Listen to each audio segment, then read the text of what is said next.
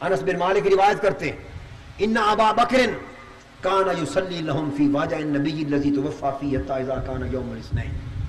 حضور علیہ الصلوۃ والسلام کا یوم وصال قریب آ گیا، علیل ہو گئے، وفات قریب آ گئی، اتنی نکاہت جسمانی ہو گئی کہ آقا باہر تشریف نہ لائے.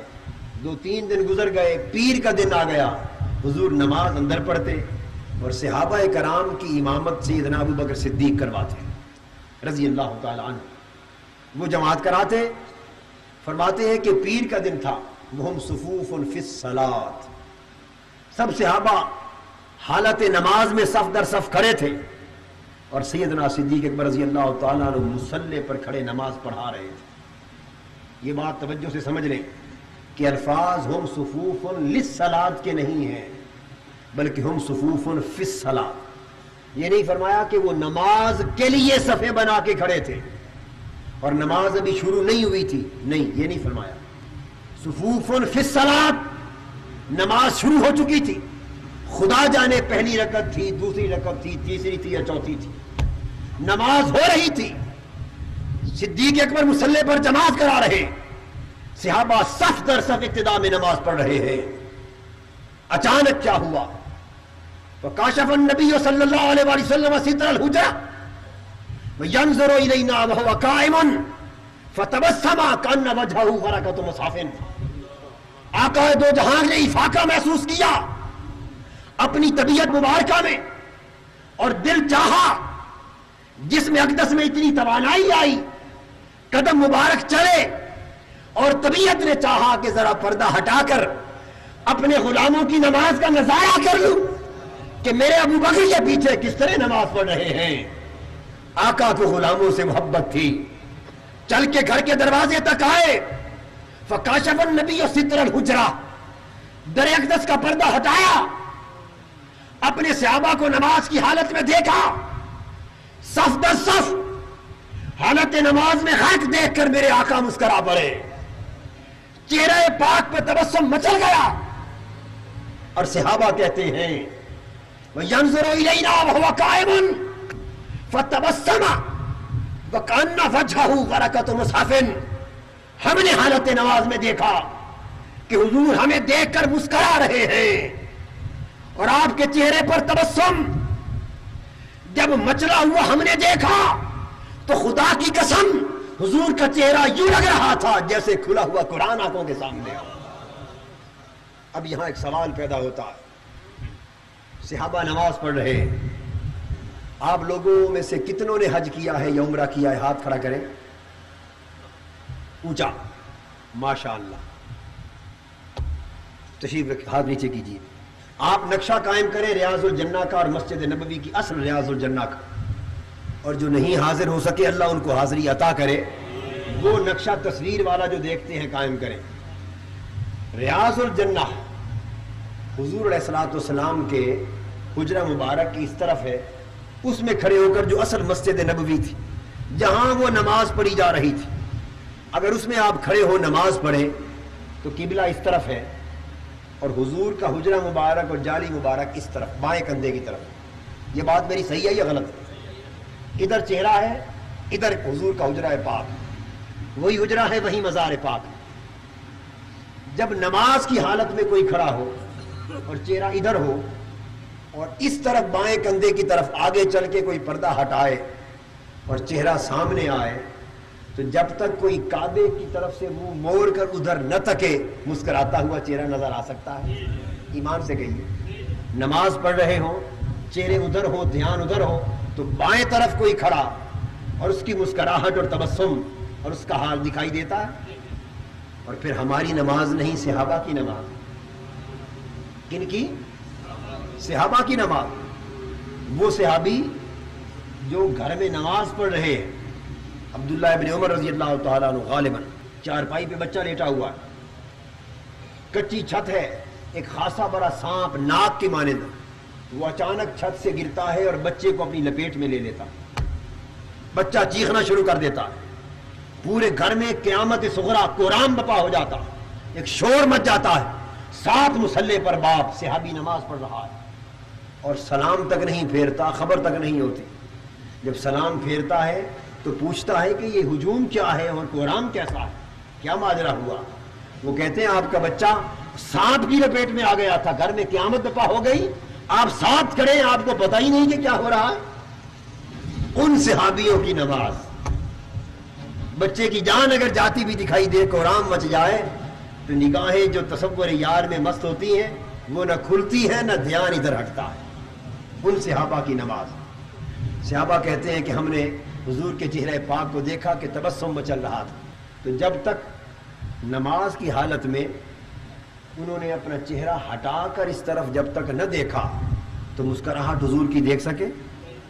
آگے فرماتے ہیں فہممنا ان نفتتنا من الفرح برؤیت النبی صلی اللہ تعالی علیہ وآلہ وسلم, ہم نے جو حضور کا دیدار کیا حالت نماز میں, اور اس دیدار سے اتنی خوشی ہوئی کہ ہم نے ارادہ کر لیا کہ آج 3 دن کے بعد یار کا مکھڑا آنکھوں کے سامنے آیا ہے, نمازیں توڑ دیں اور مکھڑے کو تکتے رہے.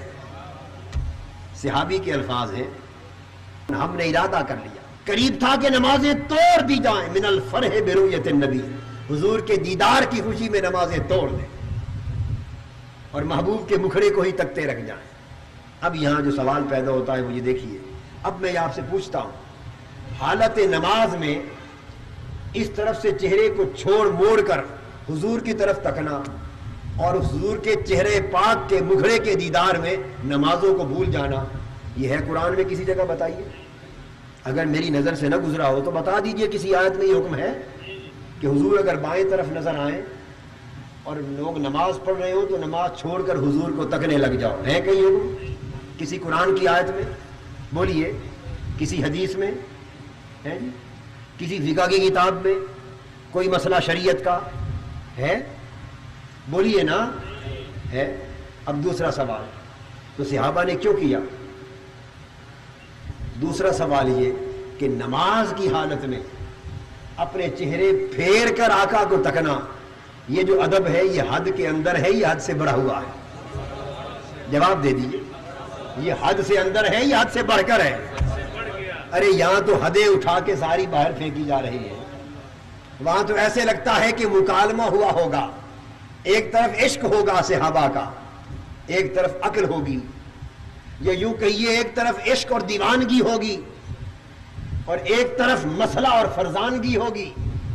عقل کہتی ہوگی نماز پڑھتے رہو, عشق کہتا ہوگا چھوڑ دو ادھر تکتے رہو.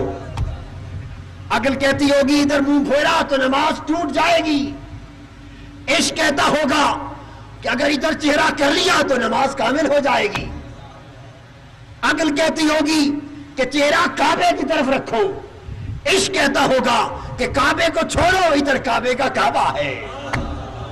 عقل کہتی ہوگی نماز جاری رکھو, عشق کہتا ہوگا کہ نمازیں جو قضا ہو پھر ادا ہو, نگاہوں کی قضائیں کب ادا ہو. آج یار کا مکھڑا نگاہوں کے سامنے ہے, نماز کی تو قضا ہو جائے گی, اور وہ بھی تب جو اگر ٹوٹی تو قضا کی نوبت بھی تب آئے گی کہ اگر, ارے ادھر تو حضور کے مکھڑے کو تکنے سے ٹوٹی نماز بھی کامل ہو جاتی ہے, ٹوٹی نماز بھی کامل ہو. حضور نماز پڑھنے والے کسی شخص کو اپنے ذاتی کام کے لیے بلا لے تو حکم تھا کہ وہ نماز اسی جگہ چھوڑ کر حضور کی بارگاہ میں آ جائے اور میرے آقا کے ذاتی کام میں مصروف ہو جائے, اور فارغ ہو کر واپس جائے تو نہ دوبارہ نماز شروع کرنے کی ضرورت, نہ سجدہ سہو کی ضرورت, جہاں چھوڑی تھی وہیں سے شروع کر دے. اس لیے کہ نماز نام ہی اس بات کا ہے کہ اللہ اور اس کے رسول کے ساتھ مشغول ہو جانا. تو صحابہ نے حد کے اندر ادب کیا یا حد سے بڑھ کر ادب کیا؟ بولیے. یہ تو تھا مقتدیوں کا حال. کن کا؟ نماز پڑھنے والوں کا حال. ذرا امام کی حالت بھی دیکھ لو. جب ایک عجیب سی سما پیدا ہو گیا تو سیدنا صدیق اکبر نے بھی سمجھا کہ شاید آقا باہر آ گئے, تو انہوں نے بھی مصلی چھوڑ دیا.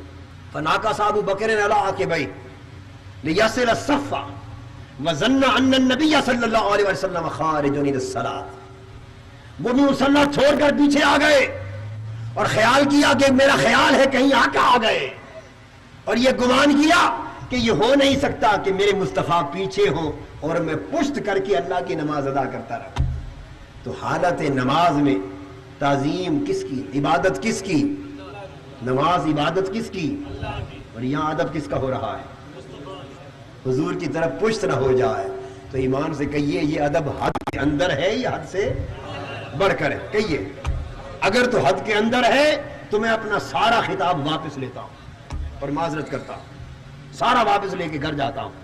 اور اگر صحابہ کا عمل ادب اور تعظیم رسول میں حد سے بڑھ کر ہے تو جو کچھ میں نے عرض کیا آپ یہ قبول فرما لیں. ٹھیک ہے؟